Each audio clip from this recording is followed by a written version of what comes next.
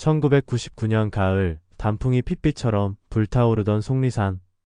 세 명의 젊은 여성이 이곳으로 들어갔고 다시는 돌아오지 못했습니다. 흔적도 목격자도 없이.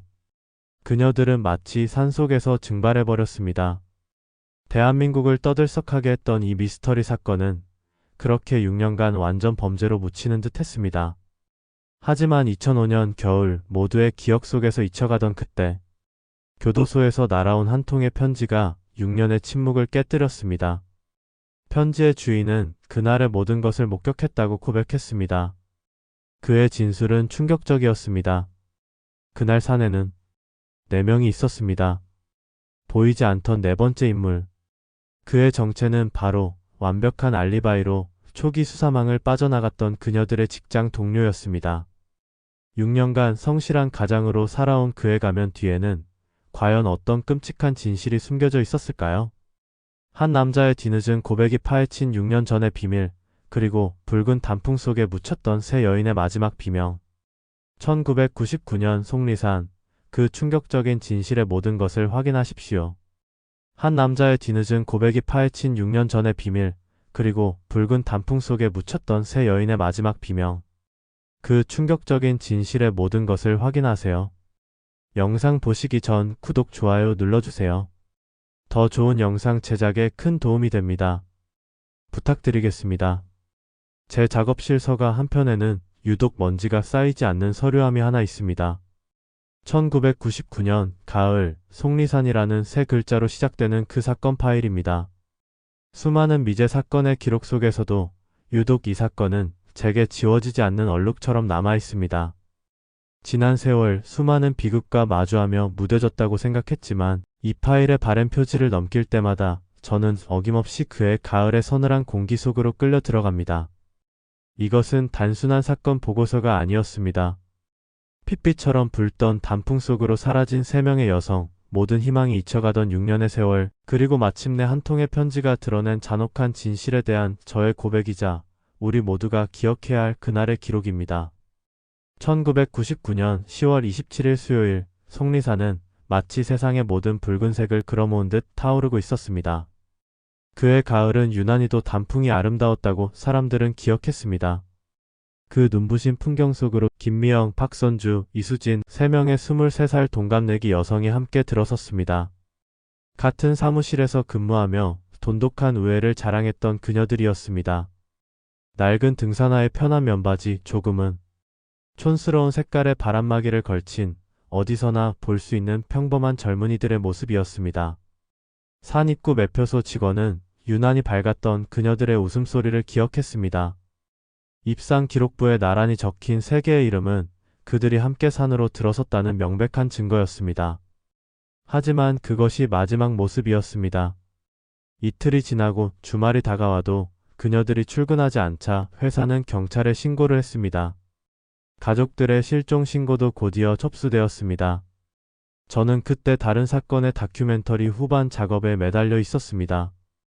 처음 소식을 들었을 때 저는 그저 흔한 조난 사고일 것이라 여겼습니다.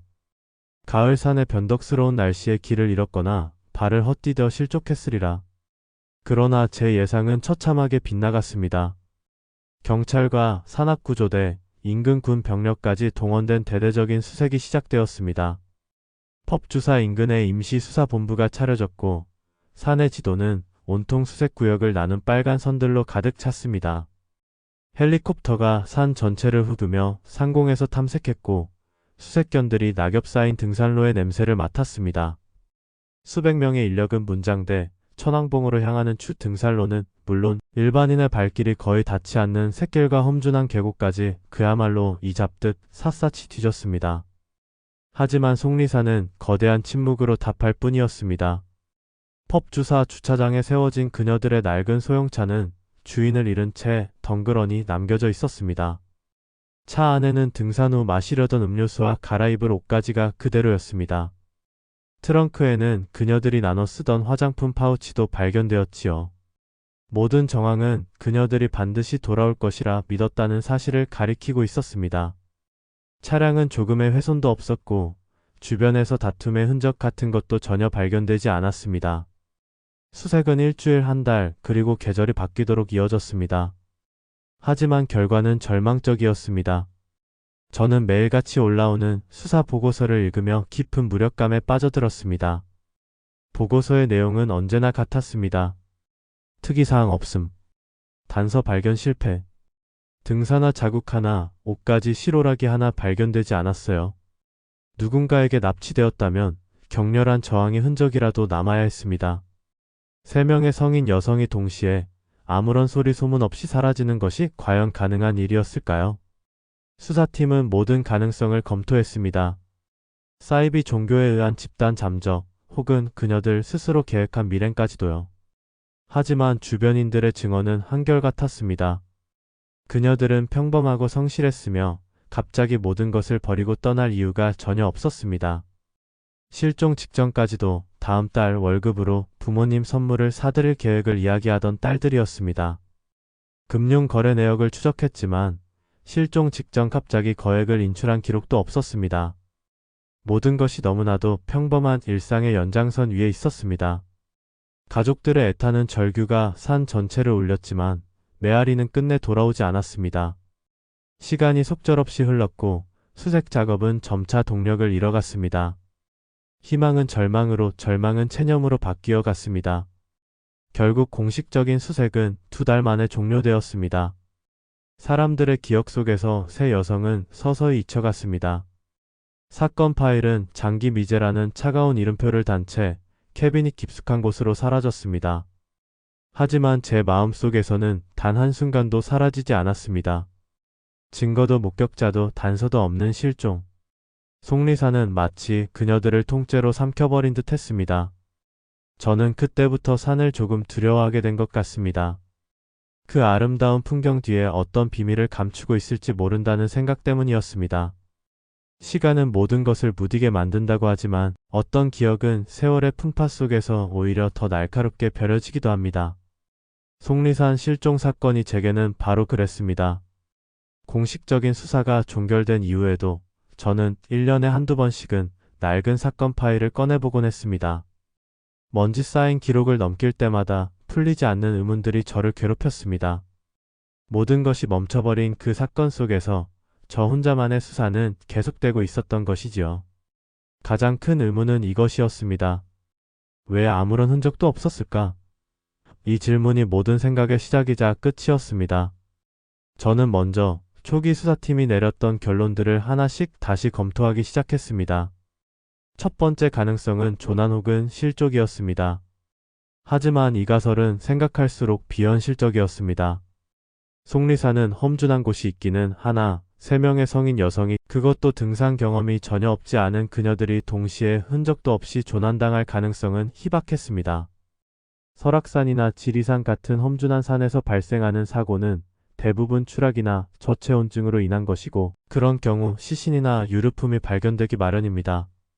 만약 한 명이 발을 헛디뎌 추락했다면 나머지 2사람이 구조 요청을 하거나 최소한의 흔적이라도 남겼을 것입니다.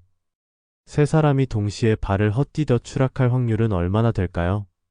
멧돼지 같은 야생동물의 습격? 그건 역시 3사람이 한꺼번에 제압당했다고 보기는 어려웠습니다. 결국 단순 사고의 가능성은 가장 먼저 제 머릿속에서 지워졌습니다. 두 번째 가능성은 자발적 잠적이었습니다. 사이비 종교에 연루되었거나 누군가와 함께 멀리 도망쳤을 가능성 말입니다. 수사팀 역시 이 부분에 대해 상당 기간 조사를 진행했었습니다. 그녀들의 집을 압수수색하고 일기장과 편지, 통장 내역까지 샅샅이 뒤졌습니다. 하지만 그 어떤 곳에서도 그녀들이 갑자기 떠날 준비를 한 흔적은 발견되지 않았습니다. 오히려 그 반대였습니다. 한 명은 적금을 부어 곧 만기를 앞두고 있었고, 다른 한 명은 주말에 있을 가족 행사 준비를 하고 있었습니다. 모든 정황은 그녀들의 삶이 바로 그 다음 날, 그리고 그 다음 주에도 계속될 것이라고 말하고 있었습니다. 모든 비범죄적 가능성을 지워나가자 결국 남는 것은 단 하나, 범죄의 가능성이었습니다. 누군가 그녀들을 해쳤고 흔적을 완벽하게 지웠다. 이 결론에 도달하자 등골이 서늘해졌습니다. 그렇다면 범인은 누구인가?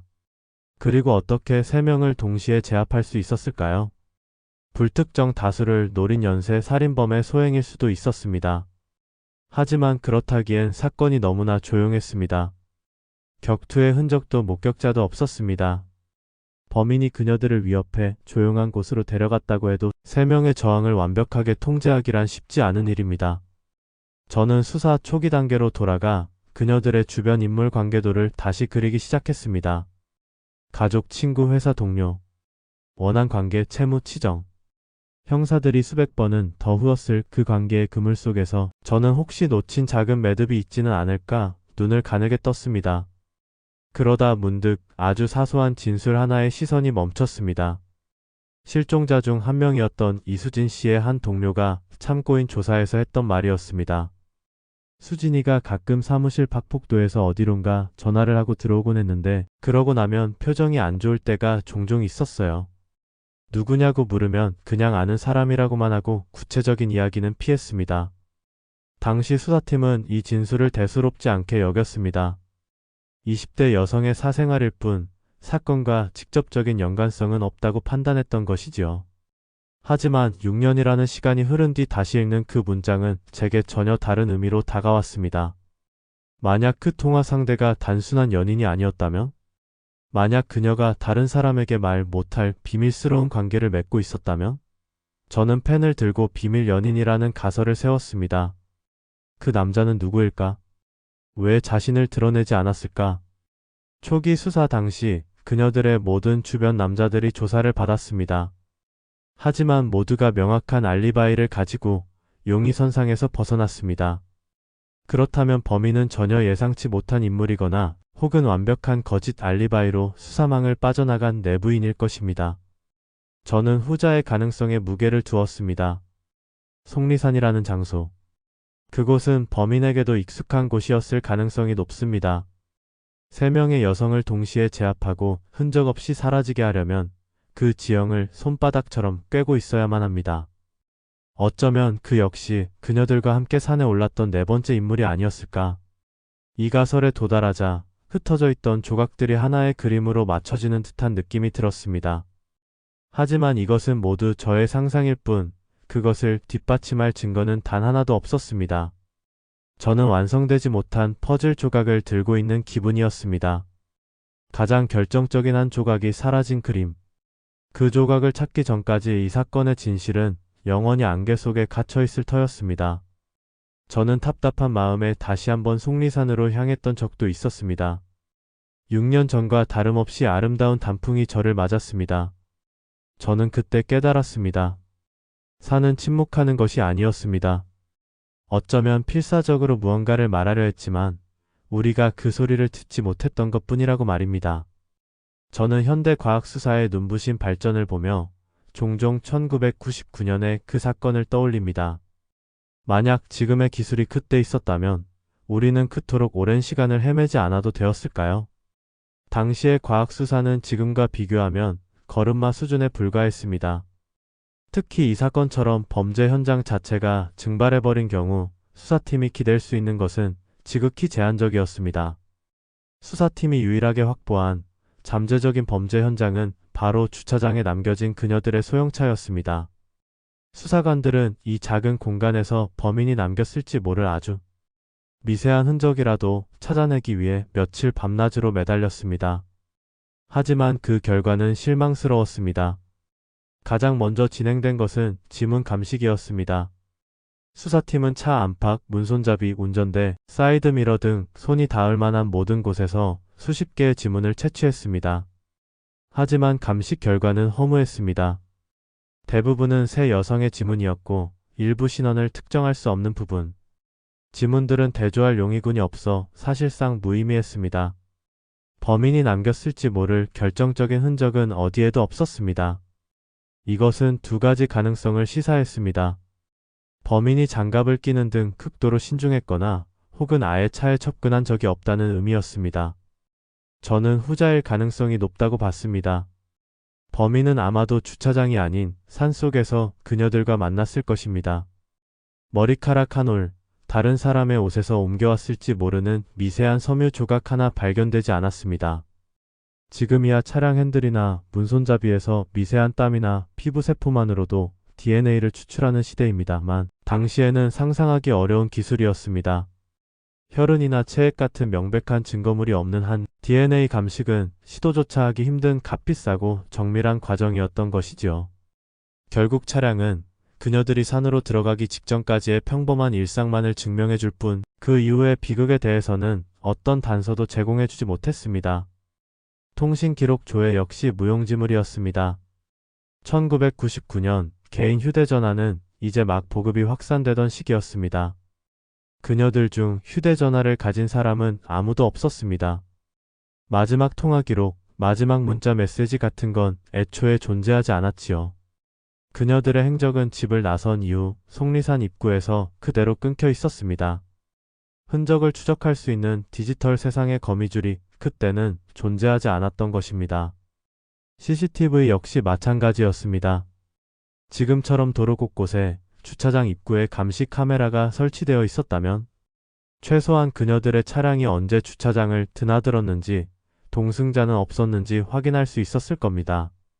하지만 당시에는 그런 기록 또한 전무했습니다. 금융 기록도 마찬가지였습니다. 은행 계좌에서는 어떤 의심스러운 거래도 발견되지 않았습니다. 실종 직전 거액을 인출한 흔적도, 누군가에게 돈을 빌린 정황도 없었습니다.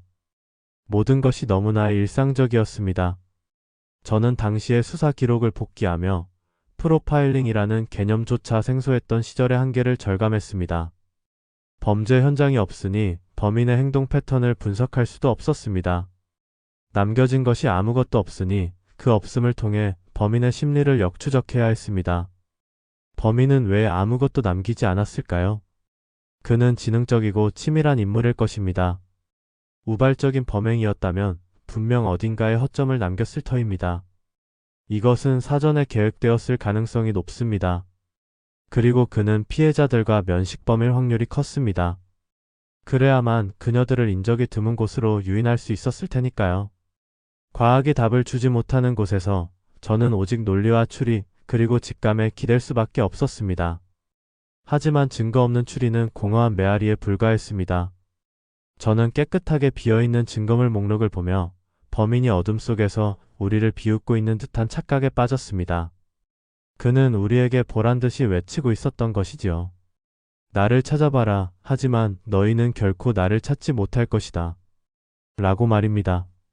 이 완벽한 증거의 부재야말로 이 사건이 단순 실종이 아닌 끔찍한 범죄임을 암시하는 가장 강력한 정황 증거였습니다. 사건은 그렇게 영원한 미궁으로 남는 듯 했습니다. 제 작가 인생에 지울 수 없는 오점으로 유족들의 가슴에는 아물지 않는 상처로 말입니다. 저는 가끔씩 그저 허공에라도 질문을 던지곤 했습니다. 그날 그곳에서 정말 아무도 본 사람이 없었을까요? 그 넓은 산, 수많은 등산객 중에 단 한 명이라도 무언가 이상한 낌새를 눈치챈 사람은 없었을까요? 그 질문은 언제나 대답 없는 메아리가 되어 돌아왔습니다. 그러던 2005년 겨울, 세상이 온통 하얗게 얼어붙었던 어느 날이었습니다. 낯선 번호로 전화 한 통이 걸려왔습니다. 자신을 한 교도소의 교도관이라고 밝힌 그는 믿을 수 없는 이야기를 꺼냈습니다. 작가님, 1999년 속리산 여성 실종 사건 기억하십니까? 그 사건의 목격자가 나타났습니다. 심장이 쿵 하고 바닥으로 떨어지는 기분이었습니다. 수화기를 든 손이 미세하게 떨려왔습니다. 6년이라는 시간 동안 단 한 번도 울리지 않았던 전화였습니다. 다른 강력 사건으로 복역 중인 재소자 조씨. 그는 지난 6년간 자신을 괴롭혀온 비밀을 더는 감당할 수 없다며 모든 것을 털어놓고 싶다는 편지를 경찰서에 보냈다고 했습니다.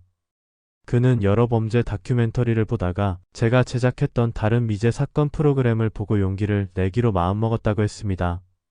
저는 한달음에 경찰서로 달려가 그의 편지 사본과 진술조서를 손에 넣었습니다. 떨리는 눈으로 읽어 내려간 그의 고백은 충격 그 자체였습니다. 사건 당일 그는 잣을 몰래 훔치기 위해 속리산의 인적이 드문 샛길에 들어섰다고 했습니다. 불법적인 행위를 하던 중이었기에 그는 다른 등산객들의 눈을 피해 깊은 숲속에 몸을 숨기고 있었습니다. 숨어서 주변을 살피던 중 등산복 차림의 세 여성과 남자 한 명이 심하게 다투는 소리를 들었다고 합니다. 남자는 무언가에 격분한 듯 소리를 질렀고 여자들은 울먹이며 그에게 매달리고 있었다고 했어요. 그들의 대화 내용까지는 정확히 들리지 않았지만 분위기가 심상치 않다는 것은 직감할 수 있었다고 했습니다. 불법 채취 중이었던 그는 괜한 일에 엮이기 싫어 급히 자리를 피했습니다. 하지만 얼마 가지 않아 등 뒤에서 여자의 날카로운 비명소리가 들려왔습니다. 짧게 한번 마치 무언가에 막힌 듯 툭 끊어지는 소리였다고 했습니다. 그는 너무 무서워서 뒤도 돌아보지 않고 산을 내려왔습니다. 그리고 지난 6년간 그날의 비명소리가 매일 밤 자신을 괴롭혔다고 고백했습니다. 신고하지 못한 죄책감과 혹시라도 자신이 범인으로 몰릴지 모른다는 두려움 속에서 고통스러운 시간을 보냈다고 했습니다. 그의 진술은 흐릿했던 사건의 윤곽을 순식간에 끔찍한 살인 사건의 현장으로 바꾸어 놓았습니다. 가장 중요한 것은 그가 그 남자의 얼굴을 똑똑히 기억하고 있다는 사실이었습니다. 그의 진술은 매우 구체적이었습니다. 쌍꺼풀이 없는 눈, 약간 각진 턱, 당시 유행하던 스포츠형 머리 스타일까지. 그는 그 남자가 입고 있던 옷의 색깔까지도 기억해냈습니다. 그의 진술을 토대로 몽타주가 작성되었습니다. 저는 완성된 몽타주를 본 순간 온몸에 소름이 돋았습니다. 낯익은 얼굴이었습니다.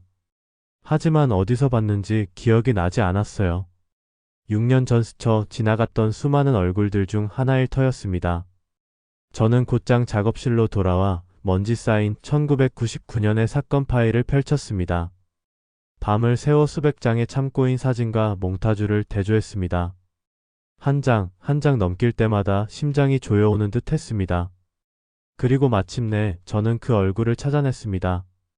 초기 수사 당시 실종된 여성들의 직장 동료라는 이유로 참고인 조사를 받았던 남자. 그의 이름은 김진우 가명. 그는 당시 아내와 함께 집에 있었다는 완벽한 알리바이를 대서 용의선상에서 가장 먼저 벗어났던 인물이었습니다. 당시 그의 사진은 다른 참고인들의 사진과 함께 파일 속에 평범하게 꽂혀 있었습니다. 그 누구도 그를 의심하지 않았습니다. 너무나 평범하고 성실해 보이는 인상이었기 때문입니다. 심장이 미친 듯이 뛰기 시작했습니다. 6년간 우리를 비웃던 범인의 희미한 윤곽이 마침내 짙은 어둠 속에서 그 모습을 드러내는 순간이었습니다. 퍼즐의 마지막 조각이 제자리를 찾아가는 듯한 전율. 아내의 증언이라는 완벽한 방패 뒤에 숨어 그는 6년간 수사망을 비웃으며 일상을 살아왔던 것입니다. 저는 곧바로 수사팀에 연락했습니다. 제 목소리는 저도 모르게 떨리고 있었습니다. 찾은 것 같습니다. 그날 산에 있었던 네 번째 사람을. 김진우. 그 이름 석자가 수면 위로 떠오르자 6년간 멈춰있던 수사의 톱니다 바퀴가 미친 듯이 돌기 시작했습니다. 하지만 수사팀은 서두르지 않았습니다. 6년이라는 세월은 용의자에게 너무나도 많은 것을 허락한 시간이었습니다. 증거는 모두 사라졌을 가능성이 높았고 그의 기억 또한 왜곡되었거나 방어 기제가 단단히 세워져 있을 터였습니다. 섣부른 접근은 그에게 증거를 인멸하고 도주할 기회만 줄 뿐이었습니다. 베테랑 형사들로 구성된 비공식 전담팀이 꾸려졌고 저는 그들의 모든 수사 과정을 그림자처럼 따라다니며 기록했습니다. 가장 먼저 시작된 것은 그의 현재를 파악하는 일이었습니다. 6년이라는 시간은 많은 것을 바꿔놓았습니다. 그는 여전히 같은 회사에 다니고 있었지만 평범한 사원에서 과장이 되어 있었습니다. 결혼 생활도 그대로 유지하고 있었고 두 아이의 아버지가 되어 있었지요. 그의 소셜미디어에는 주말마다 아이들과 함께 공원에 간 사진, 아내와 다정하게 찍은 사진들로 가득했습니다. 누가 봐도 그는 성실한 가장이자 직장에서는 유능함을 인정받는 평범한 직장인이었습니다. 그 가면 뒤에 그런 끔찍한 비밀을 숨기고 있다는 것을 누가 상상이나 할 수 있었을까요? 저는 그의 일상을 기록한 자료들을 넘겨보며 인간의 이중성에 대한 깊은 환멸을 느꼈습니다. 경찰의 비공개 수사가 시작되었습니다. 그의 주변 인물들이 다시 조사를 받았고 수사의 핵심은 자연스럽게 그의 아내에게로 향했습니다. 6년 전 그의 완벽한 알리바이가 되어주었던 그녀. 그녀의 진술을 깨뜨리지 못하면 목격자의 증언만으로는 그를 법정에 세우기 어려울 수도 있었습니다. 형사들이 다시 그녀를 찾아갔을 때 그녀는 처음엔 극도로 불안해하며 남편의 알리바이를 똑같이 반복했다고 합니다. 그날은 분명히 남편과 하루 종일 집에 같이 있었어요. 저희는 외출하지 않았습니다. 그녀의 목소리는 떨렸지만 진술은 단호했습니다. 하지만 6년 전과 지금은 상황이 달랐습니다. 형사들은 그녀를 몰아붙이는 대신 차분하게 새로운 사실들을 제시했습니다. 사모님, 저희는 그날 속리산에서 남편분을 목격했다는 결정적인 증언을 확보했습니다. 그리고 조 씨의 진술을 토대로 작성된 몽타주를 그녀의 눈앞에 내밀었습니다. 몽타주는 남편의 6년 전 모습과 놀라울 정도로 닮아 있었습니다. 남편이 단순 참고인이 아니라 끔찍한 사건의 살인 용의자로 지목되었다는 사실 앞에서 그녀의 방어벽은 서서히 무너져 내렸습니다. 결국 그녀는 울음을 터뜨리며 모든 것을 실토했습니다. 6년 전 그날 남편은 저녁 늦게 들어왔습니다. 옷은 흑투성이었고 몹시 겁에 질린 얼굴이었다고 했어요. 그는 아내에게 회사 동료와 사소한 다툼이 있었는데 일이 커질 것 같으니 혹시 경찰이 찾아오면 하루 종일 자신과 함께 있었다고 말해달라고 부탁했습니다. 그녀는 그저 가벼운 폭행 사건 정도로 생각하고 남편의 말을 따랐던 것이었습니다. 6년간 그녀 역시 그 거짓말의 무게에 짓눌려왔던 것입니다. 그녀의 진술 번복은 결정타였습니다. 그의 알리바이는 산산조각 났지요. 체포영장이 발부되던 날 저는 경찰서 앞에서 밤을 새웠습니다. 다음 날 아침 그는 평소와 다름없이 말끔한 정장 차림으로 집을 나섰습니다. 그는 출근하던 길에 잠복해 있던 형사들에게 체포되었습니다. 너무나 평온한 아침의 풍경 속에서 벌어진 일이라 오히려 비현실적으로 느껴질 정도였습니다. 그는 연행되는 내내 묵비권을 행사했습니다. 취조실에서도 마찬가지였습니다. 그는 아무것도 모른다며 혐의를 완강히 부인했습니다. 그는 오랜 시간 동안 준비해온 듯 형사들의 모든 질문에 침착하게 대처했습니다. 그러나 형사들이 목격자 조 씨의 진술과 몽타주, 그리고 결정적으로 아내의 진술서를 그의 눈앞에 내밀자 그의 단단했던 가면에도 균열이 가기 시작했습니다. 자신의 마지막 방패였던 아내의 진술이 무너졌다는 사실을 확인한 순간 그의 눈빛이 흔들리는 것을 저는 기록 영상을 통해 똑똑히 볼 수 있었습니다. 그는 고개를 숙인 채 오랫동안 말이 없었다고 합니다. 그리고 마침내 그의 입에서 나온 첫 마디는 끝났군요. 였습니다. 그의 자백은 충격적이었습니다. 실종된 이수진 씨와는 내연 관계였습니다. 사건 당일 속리산에서 그녀와 그녀의 친구들을 만났습니다. 이수진 씨가 관계를 폭로하겠다며 그를 압박했고 격렬한 말다툼 끝에 그는 우발적으로 그녀의 목을 졸랐습니다. 이 광경을 목격한 두 친구가 비명을 지르며 도망치려 하자 그는 이성을 잃고 두 사람마저 차례로 살해했습니다. 그리고 그는 세구의 시신을 산속 깊은 곳, 인적이 닿지 않는 계곡 바위 밑에 안매장했다는 것이었습니다. 6년간 그를 괴롭혔던 죄책감보다 완전 범죄에 성공했다는 안도감이 더 컸던 걸까요? 그의 자백은 너무나 덤덤해서 마치 남의 이야기를 하는 것처럼 들렸다고 합니다. 6년이라는 긴 시간의 침묵은 그렇게 허무하고도 잔혹한 진실을 드러내며 막을 내렸습니다. 김진우의 자백을 따라 우리는 6년 만에 다시 속리산으로 향했습니다. 그가 손으로 가리킨 곳은 일반 등산로에서 한참을 벗어난 인적이 거의 닿지 않는 깊은 계곡의 바위 밑이었습니다. 그곳을 파내려가자 처참한 모습의 유골 세구가 마침내 모습을 드러냈습니다. 길고 길었던 기다림의 끝이었습니다. 유족들은 딸의 이름을 부르며 오열했고 그 울음소리는 6년간 진실을 감춰온 산 전체를 울리는 듯했습니다. 재판은 신속하게 진행되었습니다. 목격자의 증언, 피고인의 자백, 그리고 결정적인 증거인 유골까지 모든 증거가 그를 범인으로 지목하고 있었습니다. 그는 법정 최고형인 사형을 선고받았습니다. 법정문을 나서며 저는 이 사건이 정말 끝난 것인지 자문했습니다. 한 명의 악마는 법의 심판을 받았지만 남겨진 사람들의 고통은 이제부터가 시작이었습니다. 그리고 제게는 또 다른 과제가 남았습니다. 이 모든 과정을 기록으로 남기는 일이었지요. 저의 다큐멘터리는 단순한 범죄 고발이 되어서는 안 된다고 생각했습니다. 이것은 잊힐 뻔했던 한 사건을 끝까지 포기하지 않았던 사람들의 이야기이자 아주 작은 거짓말 하나가 얼마나 큰 비극을 낳을 수 있는지에 대한 경고여야 했습니다. 그리고 무엇보다 더는 차가운 산속에서 외롭게 떨지 않아도 될 3명의 젊은 영혼을 위한 진원곡이 되어야 했습니다. 저는 오늘도 그 서류함을 엽니다. 세 여성의 마지막 웃음이 담긴 사진을 봅니다. 그날 속리산의 단풍은 왜 그토록 붉게 타올랐던 것일까요?